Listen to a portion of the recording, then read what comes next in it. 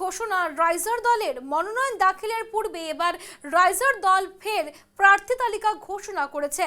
পূর্বে ঘোষণা করা বহু প্রার্থীর নাম বাদ দিয়ে এবার নতুন করে ঘোষণা করেছে রাইজার দলের প্রার্থীর তালিকা।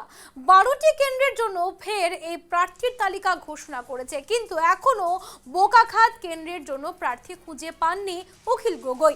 পূর্বে ঘোষণা করা প্রার্থী তালিকা থেকে নওবৈশার প্রার্থী হরিকান্ত দাস, ধেমাজির প্রার্থী বাবুল সোনোয়াল, ঝালুকবাড়ির প্রার্থী রমেন বরঠাকুরের নাম বাদ দেওয়া হয়েছে। ফের প্রার্থী তালিকা ঘোষণা রাইজার দলের।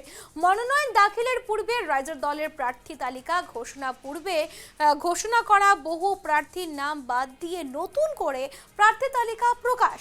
12টি কেন্দ্রের জন্য ফের এই প্রার্থী তালিকা ঘোষণা করেছে। এখনো বোকাঘাট কেন্দ্রের জন্য প্রার্থী খুঁজে পাননি অখিল গগৈ।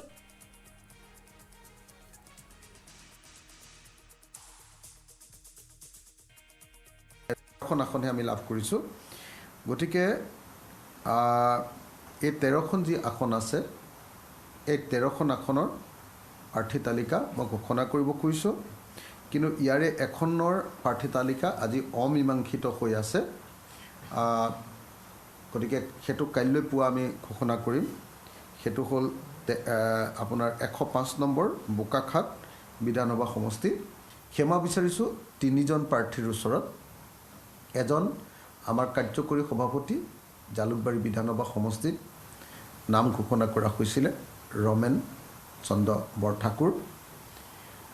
2 বাবুল সোণোৱাল, ধেমাজি বিধানসভা সমষ্টিত ঘোষণা কৰা হৈছিলে। আৰু 3 ডাক্তৰ হৰিকান্ত দাস, নওবৈশা বিধানসভা সমষ্টিত ঘোষণা কৰা হৈছিলে।